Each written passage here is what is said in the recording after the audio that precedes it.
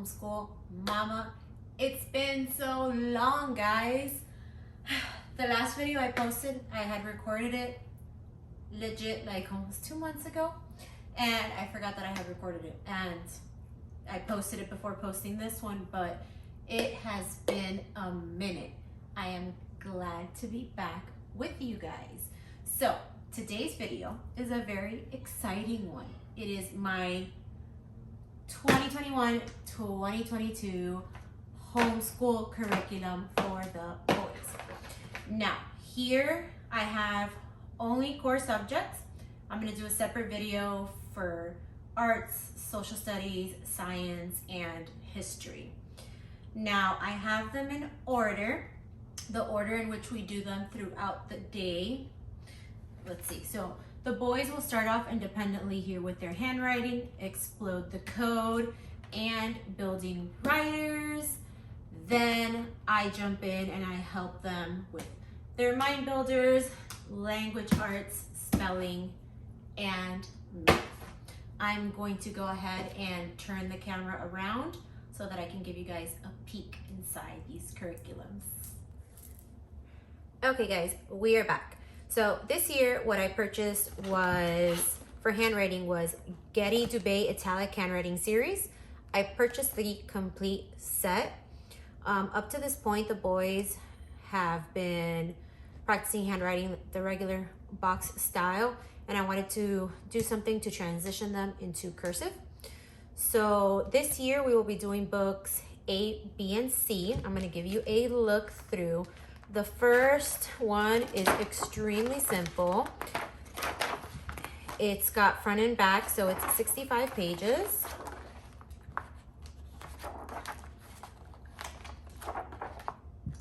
And it shows them how to form the letters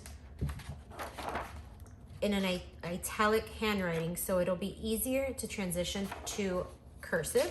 So this is book one. Very, very simple. Now, this is book B. You're practicing more words and you're getting to put together the letters. It's not just single letters anymore. Again, they are front and back, so you just complete it all the way forward. You flip the book and you do the other side. This they will be doing independently in the morning. Once we have our schedule set, I will let you know how that looks. So you see as it progresses, the letters get smaller, they're writing more, and then eventually the books do transition to cursive. But I do think that this year we will probably get through just these three, A, B, and C. So that is for handwriting. Next we have Explode the Code. Now, I'm sure if you've been watching me, you know that my children are special needs.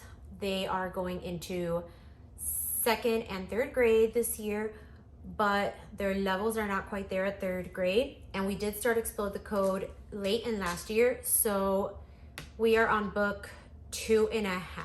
This year we will be completing book 2.5 and book 3. Let me give you a quick look inside. I love these. It's good for them to practice their phonics.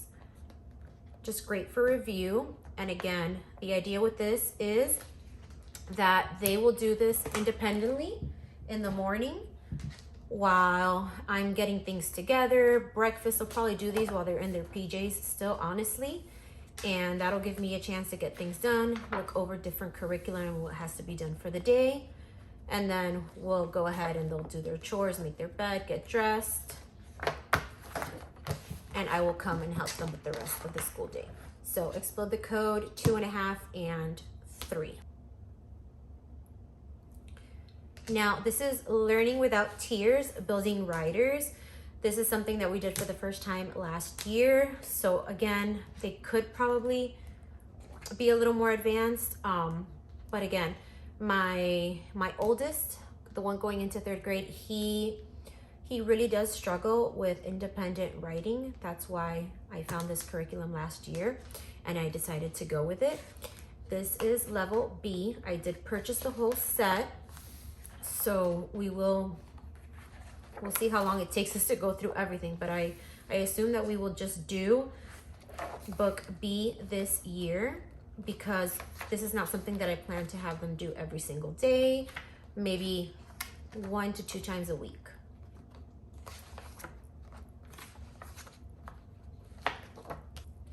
Now, this is something completely new for me. The Critical Thinking Company, Deductive Thinking Skills, Mind Benders, Level 2. This is supposed to be for grade 1 through grade 2 level. I was watching some homeschool videos and came across a homeschool mama that has used these and loves them. And anything that helps with their deductive thinking skills, I think, is great. So you have directions, fill in the chart using Y for yes and N for no as you solve the puzzle. For each parent's house, find each person's house. 1, the girl with straight hair lives in the house with the fewest windows.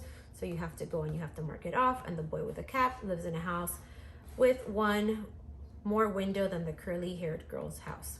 Now, my youngest he could probably do this independently. My older one, I will have to sit with him and help him, but these are very good skills for them to work on and to have. So I am excited for this one. Again, this is not something that we will do every single day, maybe 2 times a week. I will probably do building writers one day, mind benders the next, and then switch back and forth and so on. Now let's move on to language. This year for language arts, I went with a few things. So I decided to go with Hewitt Homeschooling, Lightning Literature and Composition Grade 2. It comes with a teacher's guide and a student workbook. Now, there is a list of books and you either have to purchase those or you can rent them out from your local library. With everything going on with coronavirus and the uncertainty of whether there's going to be another lockdown, I went ahead and I purchased all of the books. You definitely don't need to do that. I went ahead and did.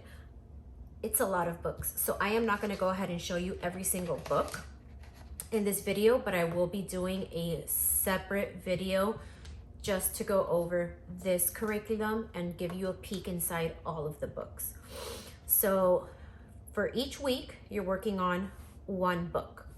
There's 36 weeks. There aren't 36 books because, let me see, 1, 2, 3, 4 of the books you use for multiple weeks. But as you can see, it is quite a bit of books, maybe like 32 of them. So this covers grammar and mechanics, composition. Let's see here. So day 1, let me give you an example. How to use a teacher's guide. For the picture books, the first 21 weeks of the class, Mondays, you will ask literal and inferential comprehension questions about the reading. Literal questions are those that can be answered with information directly from the book, and inferential questions are those that require the child to understand something not directly stated in the text, and they tend to be more difficult. Grammar and mechanics. On Mondays, work text exercises for grammar and mechanics are usually fill in the blank, multiple choice, or matching. Okay, so on. We'll be here forever. Again, I will do a more in-depth video on this, but I really wanted to help my children with comprehension, with listening to a story, understanding what was read to them, the message that was meant across. So this is very good to help them with that. So week 2, book for the week is The Old Woman Who Named Things. And then you also have a Winnie the Pooh book, which you read throughout the whole curriculum. You read a chapter a week. Okay, so it gives you optional material, some more books that you could read on the subject if you like. It talks about the nouns, proper nouns, and you review them, your plurals. And for composition, you have a report on an interview. So it's really very simple. It's just open and go. It gives you questions that you can just verbatimly read to your child. So why does the old woman name things? And it gives you more or less the answers. So your child could just answer you. I wouldn't have them write this. I would just have a conversation with them and talk about it. Does the old woman like her life? Why hasn't the old woman named her gate? And so on. So for composition, it gives you questions that you can use for extra writing prompts. But again, we are going to be working in the workbook on each book. So I am not going to go ahead and have them write more on it. So these are just questions that I will ask them and have them verbally answered to me. Who is your best friend? And was your best friend in college? Was it, well, okay. Is there a friend you haven't seen for many years who you would love to see again? What's your favorite story about something you did with your friend? And so on. Now, it tells you here day 2, literature, and you go over, this is something that I will probably talk to them about and then put it up on the whiteboard. So you go over what the story was about, who the characters were, the settings, the external details, the internal details, and the conflict. It just really helps them to break down those parts and pieces of a story. And then we go into the grammar and mechanics. Sorry guys, my kids are playing in the background. So it's basically open and go, guys. Open and go. Okay, so here we are moving along to the student workbook. Again, it is open and go. So week 1, Max's words, page 1. So you go ahead and you read the book, and then once you read the book, it's very simple. It's a page a day. So you have day 1, alphabetical order, different words relating to the story. You have to place them in alphabetical order. Day 2, it says yesterday you put some words in alphabetical order. What if you have 2 words that start with the same letter? So it just builds upon that, gets a little bit harder. This is Max's words. What is the story about? And you write right inside of the student workbook what the story is about, what I think of the story, and my favorite sentence. So that one had actually a few more than just 1 page. But again, very simple, very doable. Day 3, Max has found the words of 3 sentences in the book, but he is not sure if they are in the right order. Help him by numbering each group of words so that they make a good sentence. Day 4, in Max's words, you saw that how Max ordered his words made a difference. Here are some groups of words in different orders. So again, day 4, it's just for them to read. And you see it is different. So Max's words had to do with words. So you guys did a lot of, they had the children do a lot of things building on words. For this story, you're talking about nouns, common nouns, and they ask you to circle, to underline. So it's very hands-on, very interactive. I love the simplicity of it. I love that it's colorful. I love that they're being exposed to literature that they probably wouldn't have been exposed to. I probably would have never picked these books up from the library. So I highly recommend it. Again, I will give you a more in-depth review once we have used it for a few weeks. But I am very excited for this curriculum. I think that it's going to help them immensely. Next, we have one of my favorites, All About Reading. This one is level 2. We did level 1 last year and we absolutely fell in love. Now, All About Reading is a great curriculum for kinesthetic learners, for children on the spectrum, for children with dyslexia, which my children hit all of the above. Now, I already have the little tiles that come with the kit because I had purchased the kindergarten one years ago, and we are still using it. But this kit brings your teacher's manual, your student workbook, which I have 2, your phonetic cards, the extension pack, and 2 readers. Okay, so here we have the All About Reading Level 2 Teacher's Manual, a multisensory program, step-by-step lesson plans, teaches all key reading skills, and it's a mastery-based approach. Now,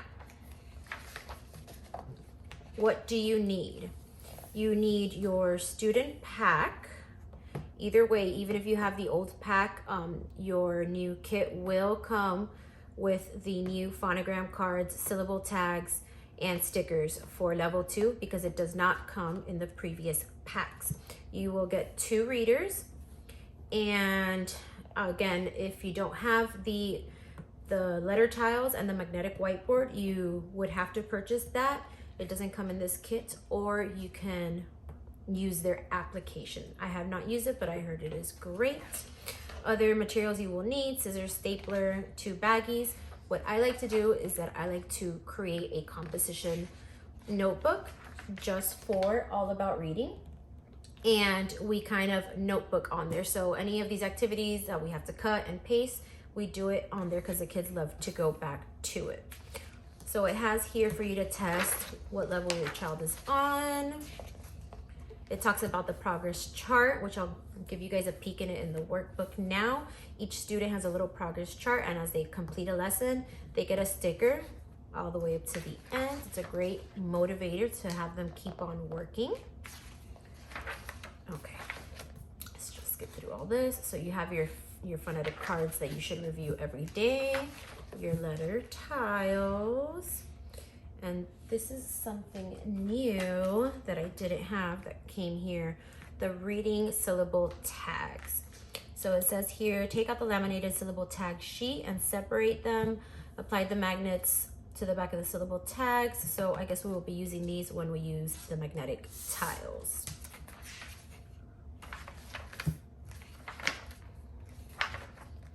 Okay, so again, guys, this is something that you don't really have to prepare for. It's just open and go. Lesson 1, close and open syllables. The objective, it tells you what you will need so you can check it off. It tells you before you begin to have your child take the placement test. Okay. It tells you that what we're going to be doing, very, very simple. Before you begin, it tells you what a closed syllable is and what an open syllable is. So you can go ahead and write that on the whiteboard or go over it with your child. Why is knowing syllable types beneficial? It's basically verbatim that you can read it. It tells you that you need to go over phonogram cards 1 through 32. So you will take that out and review it with your child a few times, and you will review these throughout the week, I believe, until they have mastered it, and then you can put it to the back. If your student could instantly recite all the sounds in the phonograms, file these 32 flashcards behind the mastered. Okay, so just what I was saying. Review words from level 1. In the first activity, you will review. Now, from this point on, I kind of really don't. What I do use as a guide is this. So the words that it wants you to review so that they can do it with the magnetic tiles. It gives you little sentences. They have to fill in the blank. Again, very kinesthetic. So they're not only doing a worksheet, but they're getting the tiles, they're practicing, they're building open syllable, closed syllable words. It's very hands-on. And then it tells you to go ahead and complete your activity sheet and practice your fluency. Read aloud time, so it has for you to go ahead and log what chapter of the book you read. And it tells you what pages you should be reading, and then to track your progress. So that is one lesson, and I'm gonna go ahead and show you what that looks like. So this is the All About Reading Level 2. It's called Leap into Reading. Let's take a peek. So this is the progress chart. It's a little frog with lily pads, so cute. Your read aloud record. Now what I suggest, moms, is for you to pull this out and make copies of it, because I like to have them read and practice their reading a lot. So sometimes they'll read the same story a few times throughout the week, and you will definitely run out of space with this. So I do like to make copies. So again, these are the activities and the games. You have the instructions in your teacher manual. So you cut this out. I'm not sure exactly how this game is, but it has something to do with feeding the anteater, and you're working on your words. So again, very hands-on, especially for kids that get bored just sitting down and writing, because they get to cut, they get to paste, they get to match. It's very interactive. Lesson 1, party monsters go shopping. Again, I should have kept the teacher manual open, but you literally read to them, explain to them what to do. And as I said, I like to get my composition notebook, one for each child. They'll get this, they'll cut it, they'll paste it, and then they like to physically get the little monsters of the words and match them and paste them. So very interactive. And then here you have your review words. So it's different words that they have to review. And what I like to do, sometimes, not always, in the beginning of last year, I would give them a spelling test on these words. But then when I got a spelling curriculum, I stopped doing that. I will have to see what works for us this year, but you will review all of your words and all of your phrases. You practice your sentences. And then this is lesson 2. So again, very open and go, very interactive. The kids just love it. They have a blast. They don't really feel like they're working, and they are learning so much. I love all about it. Now, let me give you a quick peek inside the stories. So this is level 2, volume 1, What Am I? And it is a collection of just short stories on the inside. So there are 14 stories, and they are all very colorful with cute messages. For level 1, some of the stories, there was a lot of stories of these little piggies, and my youngest just loved it. He would be reading and cracking up, so much so that he has them next to his bed and he reads them before going to sleep still. He loves them. So this is the first one. And then Queen Bee is, oh, that new book sound, you guys. Queen Bee is the second. So you can see that it does get significantly harder than the previous book.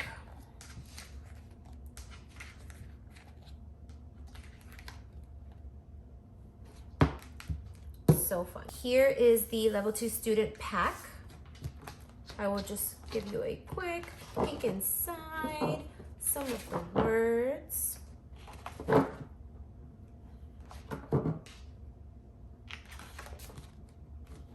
Again, open and go, guys. Open and go. Now, let's talk spelling. I'm crazy, I know. Not one, but 2 different spelling curriculums. Now, I saw some videos on Annan Gordon's Spelling Power. I am not going to use this as a curriculum. This, let me show you. This has lists of spelling words. I'm not doing any of this, no placement test. Here we go. So this is just an example. This tells you that based on your child's reading level, what spelling words they should be able to spell and know. So I am going to test my children, see where they're at, and I'm going to use this as a guide just to make sure that we're hitting the right levels that we're supposed to. I don't want them to be moving forward without having mastered what they should have. So I'm using this as a checklist, more or less. I'm not doing the curriculum side of it. I purchased this book for the words. It is a great resource to have, and it is something that we will use forever until they graduate. You have level J, you go all the way to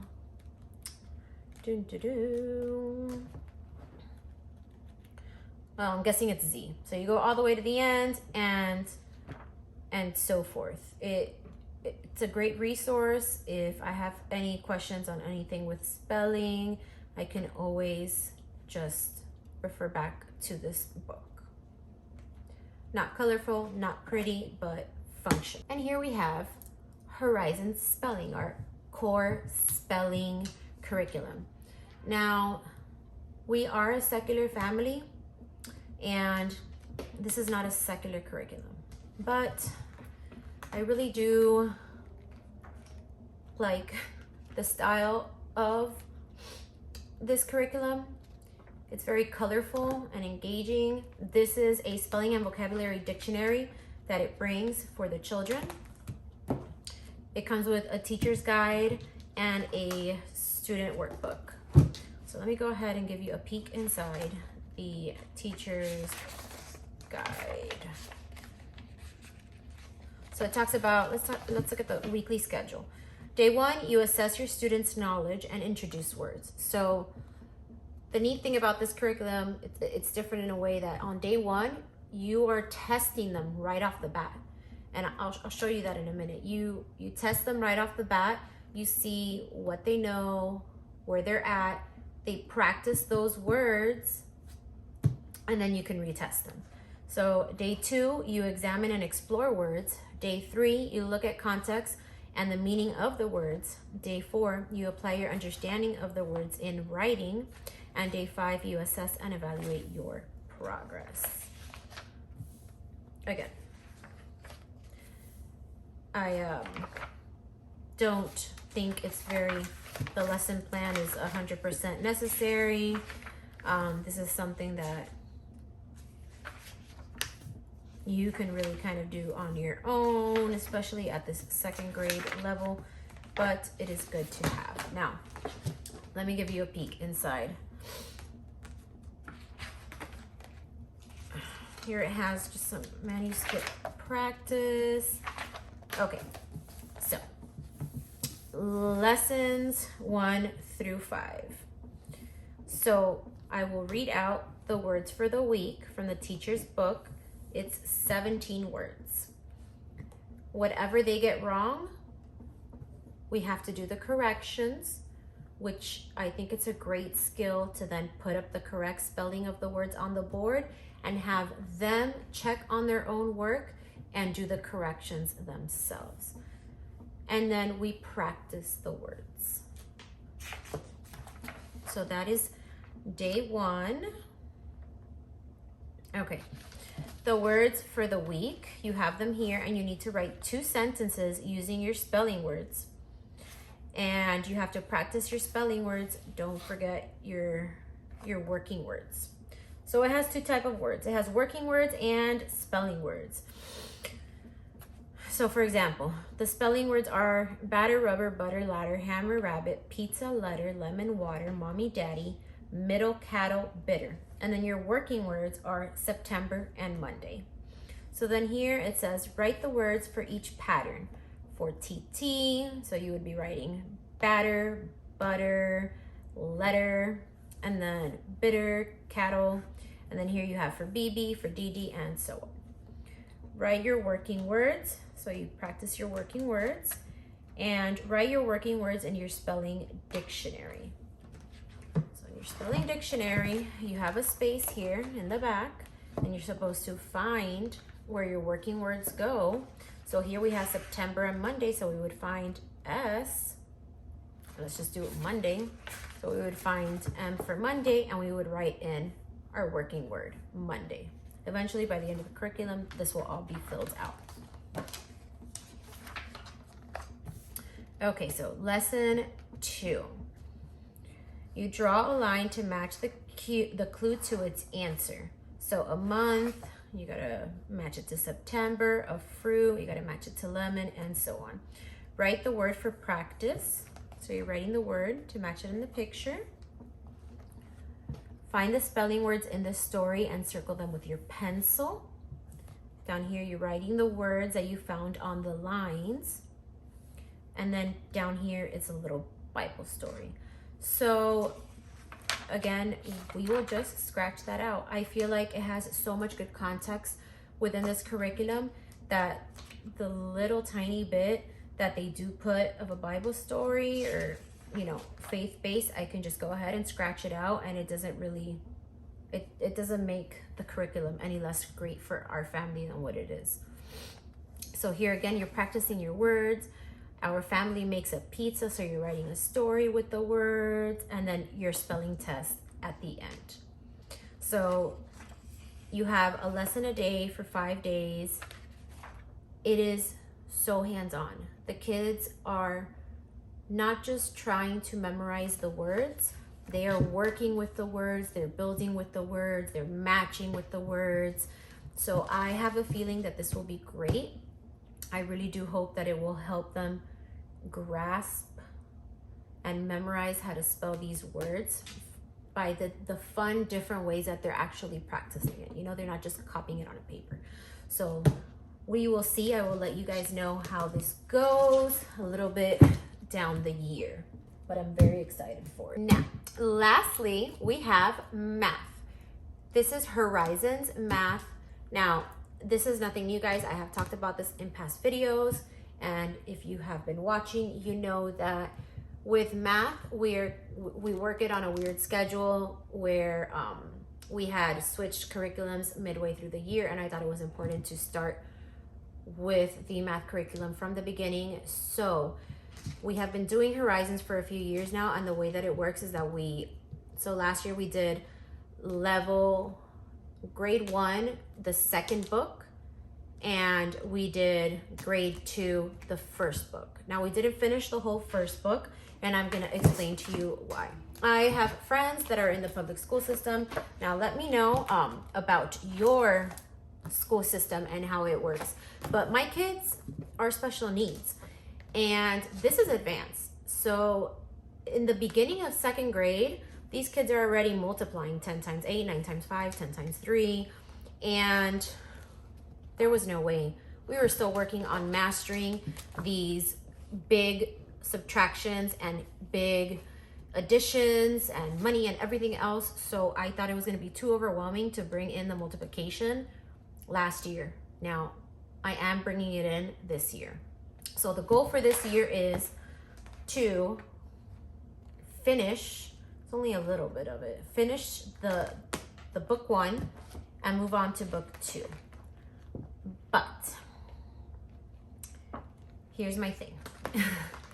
I am torn between finishing the Horizons Math or doing teaching textbooks 4.0 level 2, level 3, I believe. I think it's level 3. So it starts off introducing the multiplication to the students. I am going to see if the company allows me to do a trial before I have to pay for it. Now, the teaching textbooks is an online curriculum, so they will log onto the computer. It tracks their progress. It's great. It takes so much of the work out of the parent. It gives you a report, lets you know how they're doing. But I'm not there yet. I'm not sure what I'm going to do. Yes, this has worked, but I feel like we could touch on these concepts in such a funner way, like get an actual cube and a sphere and a cylinder and practice it and talk about it. And it's just, this book has a lot of busy work, and I want to introduce math in a funner way. So I'm torn. I don't know what to do. Worst comes to worst, we will use this how I have been using it, which is I'm not going to make them do in a day 4 pages of intense addition and subtraction or of multiplication, but we might do 1 or 2, and then we will do hands-on activities that build on those concepts and help them grasp it. But again, this is Horizons Math. It is very colorful. It is a spiral-bound approach to learning, so you do touch on all the different concepts every year, again and again and again, and you just build on that. It is a lot of writing. It is not something that's quick to get through. It's a lot of workbook stuff, if you know what I mean, mamas. So it just really depends on what you and your kiddos style is. But look at this. This is second grade. So n minus 5 equals 7, and plus 5 plus 5. Like this is too much for my kids. So I don't know. I will really appreciate your input if any of you have a math curriculum that you recommend for a special needs child or a child that's behind, or if any of you have worked with teaching textbooks before. I would love to pick your brain. So that is it, guys. That is all for my core subjects for the 2021-2022 homeschool year. I am so excited to just get things into gear. We will not be starting school until maybe the first week of September. We might plan a vacation, but that's okay. That is the great thing about being able to homeschool.